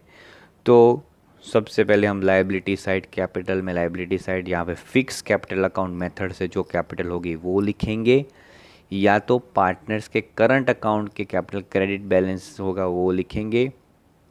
फिर जितना रिज़र्व, मतलब हमने जो भी पैसे रिज़र्व रखे हैं बिजनेस के अंदर, वो भी हम यहाँ पे कैपिटल रिज़र्व, अदर रिज़र्व्स, तो जनरल रिज़र्व, वो भी हम यहाँ पे लिखेंगे।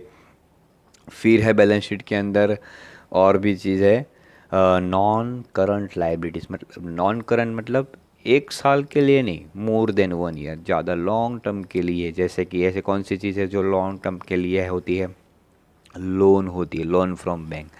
बैंक कोई 1-2 दिन या 3-4 महीने के लिए लोन देता नहीं है आपको, ठीक है, 1 साल के लिए ड्यूरेशन में, लॉन्ग ईयर के लिए। तो long term loan from financial institution, कहीं के किसी पास के हम लोन लेते, फ्रेंड के पास से, इंस्टीट्यूशन के पास से, पार्टनर्स के पास से लोन लेते लॉन्ग टर्म के लिए, जो 1 साल से ज़्यादा होता है, उसको हम नॉन करंट लाइबिलिटी या तो लॉन्ग टर्म लाइबिलिटीज़ बोलेंगे। उसके बाद एक करंट लाइबिलिटीज़ के अंदर कौन सा होता है, जो short duration with in 1 year के अंदर जो चीज़ होती है वो, मतलब कि बैंक का वो ड्राफ्ट है वो भी 1 साल के लिए। सन्ड्री क्रेडिटर्स, किसी को आपने पैसे, आपने किसी के पास से कोई गुड्स लिया है तो आपको उसको पैसे देने हैं आपके क्रेडिटर्स को।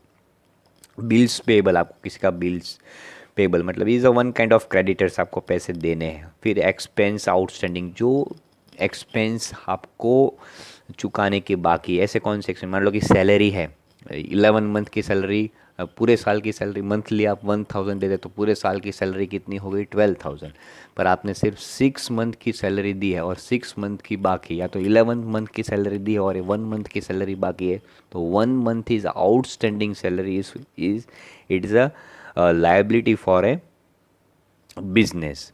फिर इनकम रिसीव्ड इन एडवांस, जो इनकम एडवांस में रिसीव्ड हो गई है वो एक वन काइंड ऑफ लाइबिलिटीज, वो आगे हम देखेंगे, इनकम रिसीव्ड इन एडवांस। फिर है टैक्सेशन प्रोविजंस, जो टैक्स का प्रोविजंस होते हैं। Provident fund, interest outstanding on partners loan, वो भी हम देखेंगे, इसको हम डिस्कस करेंगे। तो यहाँ से फिर से मैं आपको एक बार क्लैरिफाई करना चाहूँगा कि ये जो आपकी कैपिटल, फिक्स कैपिटल है, वो आप कहाँ से लाएंगे। जो आप पार्टनर्स कैपिटल अकाउंट में जो डिफरेंस आता था डेबिट साइड में टू बैलेंस कैरिड फॉरवर्ड, वो आपका यहाँ पे आएगा। और दूसरा करंट अकाउंट का, जो करंट अकाउंट जो मेंटेन करते हैं, क्रेडिट साइड का टोटल ज़्यादा आता है और डेबिट साइड में जो डिफरेंस आता है, और वो जो बैलेंस बचेगा डिफरेंस टू कैरी फॉरवर्ड, तो वो यहाँ पे आएगा। बाकी का रिजर्व का मैंने समझाया है, we already discuss. General reserve मतलब जो हमारे पास प्लंगिंग बैग ऑफ प्रॉफिट, जो हमारे पास प्रॉफिट हुआ है, जो जिसको हम फ्यूचर में जब उसकी नीड्स होगी, रिक्वायरमेंट्स होगी, तब उसको यूज़ करेंगे। फिर लोन के बारे में, आफ्टर दैट करंट लाइबिलिटीज़ के बारे में, मैंने आपको एक्सप्लेन यहाँ पे किया है कि करंट लाइबिलिटीज़ के अंदर बैंक ओवरड्राफ्ट वो भी एक्सप्लेन किया है। सन्ड्री क्रेडिटर्स मतलब कि छोटे मोटे क्रेडिटर्स के पास से आपने या तो बड़े बड़े ट्रेडर्स के पास से आपने कोई भी गुड्स क्रेडिट पे परचेस किया है। एक ही क्रेडिटर्स के पास नहीं, बहुत सारे लोग के पास, बहुत सारे ट्रेडर्स के पास से आपने गुड्स क्रेडिट पे परचेस किया है और उसको पैसे देने हैं, तो वो आपको यहाँ पे आएगा। दूसरा है एक्सपेंस आउटस्टैंडिंग, तो मैंने आपको बोला था, वो भी एक्सप्लेन किया है। Income received in advance, next point कौन सा हमारा, इनकम रिसीव्ड इन एडवांस। ऐसी कौन सी इनकम है जो इनकम रिसीव्ड इन एडवांस है, जैसे कि कमीशन है, कमीशन रिसीव्ड इन एडवांस। तो कमीशन रिसीव्ड इन एडवांस की एंट्री क्या होगी, commission account debit to commission received in advance account credit. तो commission receive is a one kind of liabilities for the business. तो यहाँ पे मैं एक एग्जांपल आपको दे देता हूँ। Commission ₹10,000 received in advance. जब आपको कमीशन एडवांस में मिल जाते हैं, मान लो कि ये बिज़नेस है आपका बिज़नेस और ये है कस्टमर, तो कस्टमर के पास जो काम आपको करवाना है, आप मतलब कि बिज़नेस को उसके कस्टमर के पास से जो कोई काम करवाना है, उसके पास मतलब कस्टमर के पास से एडवांस कमीशन बिज़नेस ले लेगा। ठीक है, एडवांस, अभी कमीशन काम किया नहीं है बिज़नेस ने मिस्टर एक्स का, पर एडवांस में जो पैसे कमीशन ले लेंगे, ठीक है, तो वो हमारा क्या हो जाएगा कि जब लाइबिलिटी हमारी बढ़ जाएगी, अभी काम हुआ नहीं है, इसके पास मिस्टर एक्स के पास राइट से 100% वो पैसे वापस लेने का, तो उसको लाइबिलिटी साइड में दिखाते हैं। ठीक है, इसलिए commission ₹10,000 received in advance, commission advance में मिल गया है पर वो हमारी लाइबिलिटी है। तो लाइबिलिटी जब बढ़ती है उसको हम क्रेडिट करते हैं, और इनकम हमारी जब कम होती है तो उसको हम क्या करते हैं, डेबिट करते हैं। तो ये चीज़, उसकी एंट्री भी हम सीख चुके हैं, commission account debit to income accrued भी बोलते हैं आपको, एक्रूड, राइट, 10,000। तो जो कमीशन आपको एडवांस में मिला है या तो कोई भी ऐसी चीज़ है, तो वो आप as a liability, as a nature of account आप उसको लाइबिलिटी दिखा सकते हो। तो इनकम रिसीव्ड इन एडवांस वो आपकी लाइबिलिटी है। उसके बाद है आपका प्रोविडेंट टैक्सेशन प्रोविज़न मतलब यू हैव टू पे, इट्स बिजनेस लाइबिलिटी। प्रोविज़न मतलब आपको आपकी लाइबिलिटीज़ है, आपकी रिस्पॉन्सिबिलिटी का, ये चीज़ आपको देनी ही देनी है, एक स्पेसिफिक चीज़ है जो आपको देनी है बिजनेस के अंदर से। तो टैक्स जो आपका एक प्रोविजंस है, general reserve, capital reserve is a one kind of provision, but ये भी टैक्सेशन प्रोविजन जो आपकी एक रिस्पॉन्सिबिलिटी है जो आपको पेड करनी ही करनी है। फिर है प्रोविडेंट फंड, बिजनेस ने अपने वर्कर को जो भी प्रोविडेंट फंड में अपना कंट्रीब्यूशन दिया है वो भी उसकी लाइबिलिटी, मतलब कि उसकी जॉब ख़त्म होगी उसके बाद प्रोविडेंट में से उसको पैसे देने हैं, उसकी फैमिली को पैसे देने हैं, वो भी चीज़ यहाँ पे एज अ प्रोविडेंट फंड हम दिखाएंगे। Interest outstanding on partners loan, मतलब पार्टनर्स ने जो लोन दी है उसका इंटरेस्ट हमें अभी तक पेड करना बाकी है शॉर्ट टर्म के लिए, तो वो चीज़ यहाँ पे हम लाइबिलिटी ही ट्रीट करेंगे। ये लाइबिलिटी सारी बिजनेस की है, मतलब बिजनेस देगा, बिजनेस के लिए वो लाइबिलिटी है। और इस साइड है, राइट हैंड साइड है वो एसेट्स है, लेफ्ट हैंड साइड जो है वो लाइबिलिटीज़ है। फिर हम एसेट साइड पे आते हैं। एसेट्स में आपको सबसे पहले हेडिंग दिया है यहाँ पे नॉन करंट एसेट्स। तो नॉन करंट एसेट्स में, नॉन करंट मतलब जो लॉन्ग टर्म के लिए एसेट्स है, जो फिक्स्ड है, राइट, एक बार फिक्स्ड हो गई है, ऐसी नॉन करंट एसेट्स मतलब लॉन्ग टर्म और fix assets. And fix assets further divided in two categories, tangible assets and intangible. Tangible means which we can touch, which has physical existence, and intangible assets which does not has any kind of physical existence, we just feel that particular kind of assets. तो here यहाँ पे tangible assets land, तो land is a one kind of assets. ठीक है, हम business करने के लिए लैंड बाई करते हैं तो एक असेट्स हो जाती है। फिर बिल्डिंग, बिजनेस करने के लिए बिल्डिंग, जो क्या है, बिल्डिंग बनाते तो एक फिक्स एक साल में नहीं चलता है, एक बार बनाते तो उसका बेनिफिट आपको लॉन्ग टाइम तक मिलता है। फिर है लीज होल्ड प्रॉपर्टीज़, मतलब कि आपने जो भी बिजनेस करने के लिए जो भी चीज़ भाड़े पे ली है, लीज आप उसको पेमेंट करके, जैसे कि दमन के अंदर मीरासोल होटल जो पहले थी, जो उसके जो ओनर्स है उसने मीरासोल की लैंड बिजनेस करने के लिए 1 रुपीज़ लीज पे ली थी, मतलब 1 महीना ख़त्म होते ही उसको लीज ₹1 दे देना है, मतलब भाड़ा दे देना है उसका। धीरे धीरे ऐसे लीज का पैसा बढ़ा बढ़ा के उस ओनर ने अपनी जो लैंड है अपने खुद ही बाय कर ली। तो एक प्रॉपर्टी, लीज होल्ड प्रॉपर्टी। और दूसरी एक बात, आपका बिजनेस है तो आप बिजनेस के अंदर कुछ काम करवाना चाहते हो, तो जेसीबी है तो जेसीबी आप अपना खुद का परचेज नहीं करते, तो क्या करते हो आप, वो 2 घंटे के हिसाब से, 5 आवर्स के हिसाब से आप उसको काम पे रख के, तो वो लीज पेमेंट करते हो, आप लेके आते हो। फिर बिजनेस के लिए आपने कोई ट्रांसपोर्टेशन, मतलब व्हीकल्स है या तो टेम्पो है या तो गुड्स को कैरी करने के लिए कुछ भी आपने लिया है व्हीकल्स, तो vehicle is a one kind of assets, वो लॉन्ग टाइम तक चलती रहेगी। मशीनरीज़ है, बिजनेस में आप गुड्स का प्रोडक्शन करते हो तो उसमें मशीनरीज काम आती है, मशीनरी आपको बेनिफिट करवाती है, आपको बहुत सारे प्रोडक्ट को प्रोड्यूस करती है, आप उसको बेचते हो, उसमें से आपको प्रॉफिट होता है। फिर है फर्नीचर एंड फिटिंग्स, मतलब आप फर्नीचर जो है बहुत सारे ऐसे बिजनेस के अंदर जो फर्नीचर हम बनाते हैं, जैसे कि बेंचेस है बैठने के लिए, चेयर है, या तो फिर कोई इंपॉर्टेंट फाइल रखने के लिए डॉक्यूमेंट्स है। फर्नीचर एक fix one kind of assets है। फिटिंग्स एक बार फिट हो गया वो यहाँ पे यहाँ नहीं जा सकता, मूवेबल नहीं है, ठीक है। फिर उसके ये जो है, इसके बाद भी कई सारी चीज़ जो आती है वो कौन सी है, लूज टूल्स भी आता है। फिर कैपिटल वर्क इन प्रोग्रेस, यहाँ पे एक और नया पॉइंट ऐड कर सकते हो, कैपिटल वर्क इन प्रोग्रेस, मतलब कि आपने कोई बिजनेस कंस्ट्रक्शन का काम किया है, सॉरी कोई कंस्ट्रक्शन का काम कर रहे हो आप, उसके अंदर आप जो काम आपका अभी चल रहा है, बिल्डिंग बनाने का काम चल रहा है, तो वो जो आपका जहाँ तक वो ख़त्म नहीं हो जाएगा तब तक वो एक्सपेंस होता है, उसके लिए कैपिटल वर्क इन प्रोग्रेस यहाँ पे आप नया एक ऐड कर सकते। कैपिटल तो लाइबिलिटी हो गया, पर जो कैपिटल वर्क इन प्रोग्रेस है, जो जब वो ख़त्म हो जाएगा उसके बाद वो एक बिल्डिंग बन जाएगा, तो वो आपका एक असेट्स है। तो कैपिटल वर्क इन प्रोग्रेस यहाँ पे मैंने शॉर्ट में लिख दिया है CPWIP। फिर है इंटेंजिबल एसेट्स, तो एसेट्स के अंदर इंटेंजिबल जो नहीं दिखने वाली एसेट्स, तो उसमें नंबर 1 है पेटेंट। पेटेंट मतलब क्या होता है पेटेंट, मतलब जो भी चीज़ आपको बनानी है, मान लो कि एप्पल कंपनी ने मोबाइल फ़ोन बनाया है और वो उसके अंदर नया एक ऐसा फीचर्स डालना चाहते हैं कि मान लो कि उसको सेल्फ़ी लेनी है, तो सेल्फ़ी लेने के लिए वो क्या करेंगे कि जैसे स्माइल करोगे तो ही आपका पिक्स उसमें कैप्चर होगा। तो ऐसी पेटेंट वो लोग खुद बनाते हैं और उसके बाद पेटेंट की जो कंपनी है उसके पास वो रजिस्ट्रेशन करवा के लीगली ऐसी अप्रूवल लेते हैं वो पेटेंट्स के लिए।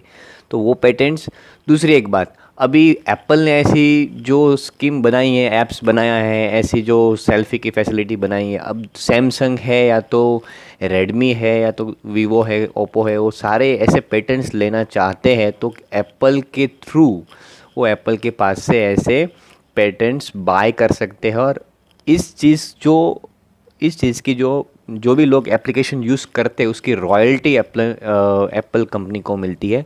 तो पेटेंट्स जो है आपको ख़रीदना पड़ता है। ज़्यादातर इंडिया के अंदर पेटेंट्स नहीं होते। पेटेंट्स में सबसे नंबर 1 कौन आता है आपको पता होगा, चाइना। हर एक चीज़ की पेटेंट करता है वो। सैमसंग कौन सी कंपनी है, साउथ कोरिया की कंपनी है, उसके सारी पेटेंट उसने ले लिए, वो बाय करते हैं। एप्पल्स के भी सारी पेटेंट। तो हमारे इंडिया में बहुत ही कम पेटेंट्स होते हैं। दूसरी एक बात, ट्रेडमार्क, मतलब कि आप जो भी प्रोडक्ट बनाते हो आपका एक लोगो, ट्रेडमार्क, एक मार्क होता है, ठीक है, जिसमें आप यूज़ नहीं कर सकते हो। जैसे कि मान लो कि SBI बैंक है, उसका लोगो आपने देखा होगा। तो अब मैं ऐसा सोचूंगा कि मैं भी अपने घर पे 2 लाख रुपए से बैंक स्टार्ट कर दूंगा और मैं भी अपना लोगो SBI नाम दे दूंगा, SBI ऐसा करूँगा, तो क्या होगा, मुझे जेल में जाना पड़ेगा।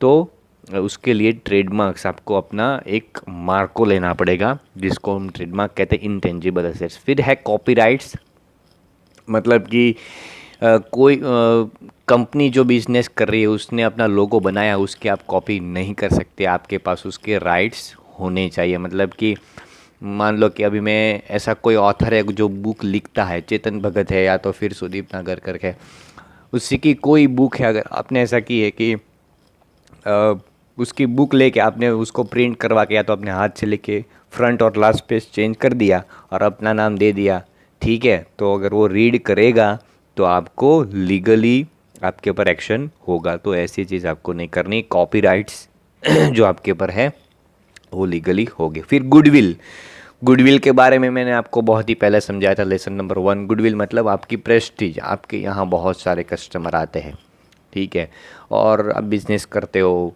बहुत बहुत से कस्टमर, आपकी वैल्यू बहुत ज़्यादा है। अभी बहुत सारी इंडिया के अंदर कंपनी है, रतन टाटा है, फिर रिलायंस है, तो सबसे ज़्यादा किसके शेयर ज़्यादा है, किसकी गुडविल ज़्यादा है, किसका प्रॉफिट ज़्यादा है, वो है गुडविल।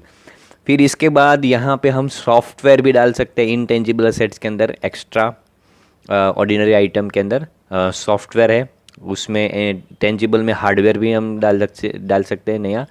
फिर है उसके बाद इनटेंजिबल असेट्स में नो हाउ। नो हाउ मतलब क्या? नो हाउ मतलब कि आप कोई भी चीज़ का फॉर्मूला जानना चाहते हो, मतलब कि अभी मैगी जो बनाती है जो कंपनी मैगी, उसका मैगी मसाला होता है, ठीक है, आप उसकी जितना भी आप उसको बना बना के थक जाओगे, पर मैगी मसाला जैसा आपका मसाला बनेगा नहीं। तो आपको नो हाउ, उसका फॉर्मूला जानने के लिए आपको उस कंपनी का कांटेक्ट करना पड़ेगा, और वो फॉर्मूला वो तब देंगे जब आप उसको जो पैसे वो बोलेंगे, वो अमाउंट आप उसको पेड करेंगे, तो आपको उसका फॉर्मूला पता चलेगा। तो ये मैंने नया ऐड किया है नो हाउ। फिर असेट्स में कौन सा आता है? इन्वेस्टमेंट्स। तो इन्वेस्टमेंट्स कौन सा है हमारा यहाँ पे? Investment in government securities. आप कोई भी बॉन्ड्स है या तो अदर सिक्योरिटीज़ के अंदर इन्वेस्टमेंट करते हो जो लॉन्ग टर्म है, तो वो चीज़ जो आपको बेनिफिट दिलाती है।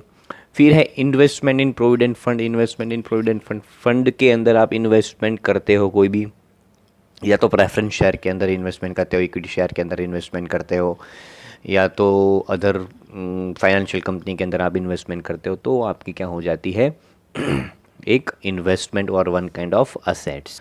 उसके बाद जो है अदर नॉन करंट असेट्स, इसमें ये नया पॉइंट आया आपका deferred revenue expenses. Deferred revenue expenses मतलब कौन से एक्सपेंसेस?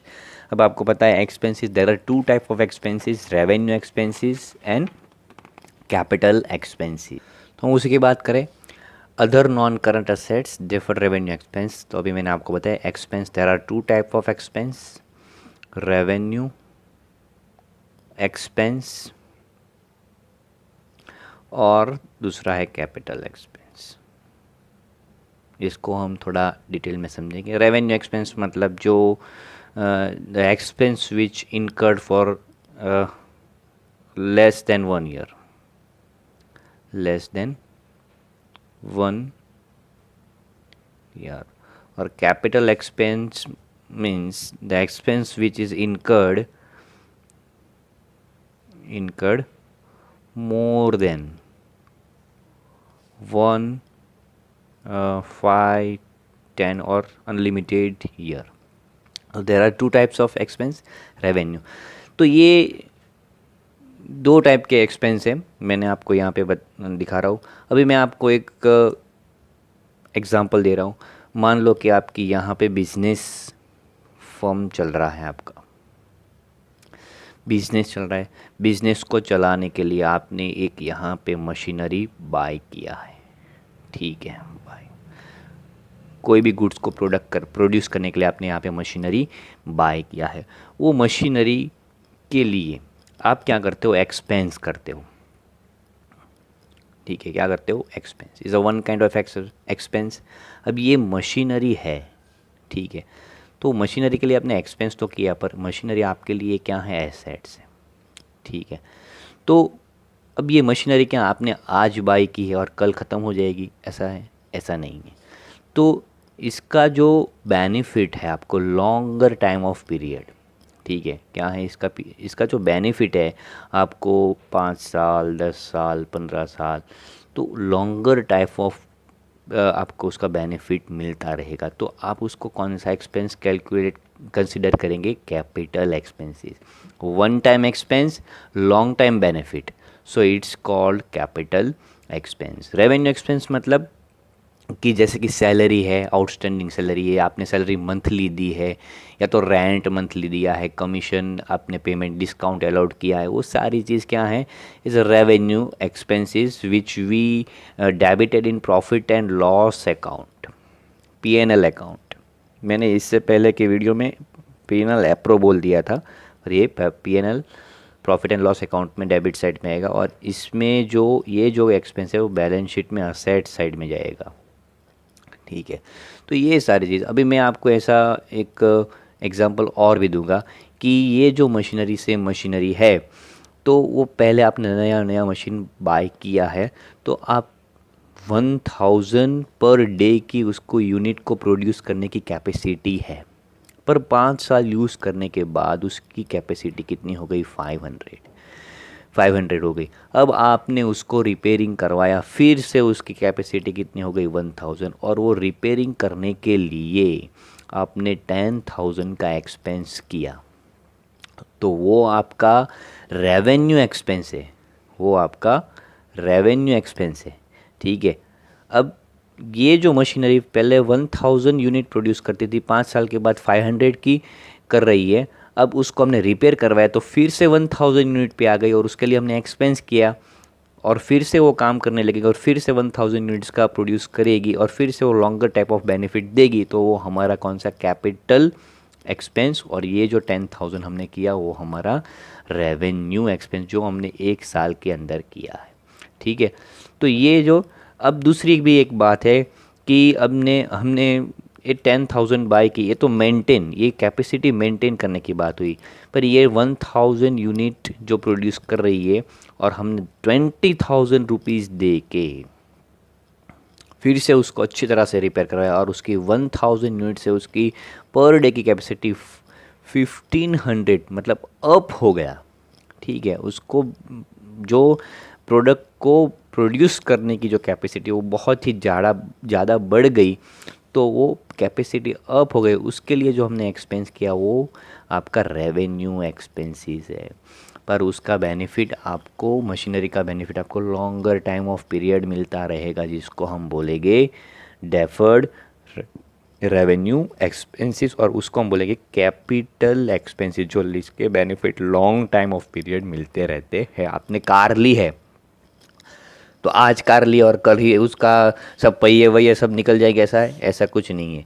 मतलब जो कार ली है वो 5 साल, 10 साल, आप जितना, जैसे आप उसको मेंटेन करके रखते हो, उसके लिए आप जितना भी डेप्रिसिएशन करते हो, ठीक है, तो उतना ही उसका बेनिफिट आपको मिलता रहेगा, जिसको हम बोलेंगे कैपिटल एक्सपेंस। उसके बाद बैलेंस शीट के अंदर लास्ट हमारा जो पॉइंट है करंट असेट्स, जिसके बेनिफिट हमें लेस देन 1 ईयर के मतलब या तो 1 साल के विद इन 1 ईयर के अंदर जो एक्सपेंसेस होते हैं, उसको हम विद इन 1 ईयर के जो एसेट्स है उसको हम करंट असेट्स बोलेंगे। क्लोजिंग स्टॉक है, सन्ड्री डेब्टर्स। क्लोजिंग स्टॉक आपका क्या होता है? ईयरली क्या होता है, वो चेंजेस होता रहता है। फिर सन्ड्री डेब्टर्स, आपको जिससे किसी के पास से पैसे लेने हैं, ठीक है, वो आपके डेब्टर्स, मतलब आपने किसी को क्रेडिट पे सेल किया है 10,000 का, 20,000 का, तो वो आपके लिए डेब्टर्स, वो पैसे मिलने वाले नहीं, मिलने वाले हैं वो पैसे। ठीक है, आप ये बैलेंस शीट कौन से बेसिस पे बनाते हो? एक्यूरल बेसिस पे बनाते हो, मतलब जो हमारी इनकम नहीं है उसको भी हम इनकम दिखाते हैं। एक्यूरल कॉन्सेप्ट मैंने आपको सिखाया था वो। फिर कैश बैलेंस, आपके बैंक अकाउंट में बैलेंस है तो असेट्स, बैंक बैलेंस वो भी असेट्स। इनकम ड्यूज़, जो मिली नहीं है अभी मिलने वाली है, इनकम ड्यूज़ मतलब जो हमें लेने की बाकी। लोन लैंड, हमने किसी को लोन लैंड की है वो, उसका भी जो है वो। फिर बिल्स रिसीवेबल मतलब क्या कि मतलब आपने किसी को भी क्रेडिट पे गुड्स सेल किया है, उस कस्टमर ने आपको एक कंडीशन बेस पे आपको क्या दिया है, एक कंडीशन की है कि मैं 1 मंथ में या तो 2 मंथ में आपका गुड्स दे दूंगा, तो बिल्स रिसीवेबल, हमारे इतने रिसीवेबल्स है। और लास्ट में करंट असेट्स का, करंट अकाउंट का जो बैलेंस आएगा in case of debit balance है तो यहाँ पे रहेगा AB। और दोनों साइड का टोटल हम क्या करेंगे, बैलेंस करेंगे यहाँ पे, और डबल लाइन क्लोज करके अकाउंट को हम क्या करते हैं, क्लोज करते हैं। तो यहाँ पे बैलेंस शीट का ये चीज़ हमारा डिस्कशन हो गया। उसके बाद हम जाएंगे एडजस्टमेंट के पॉइंट पे। तो फिलहाल आपको यहाँ पे कुछ लिखना तो है नहीं, सिर्फ 2 वीडियो में, इनिशियली 1 और 2 वीडियो में समझना ही है, और बाकी का आगे का जो वीडियो होगा वो भी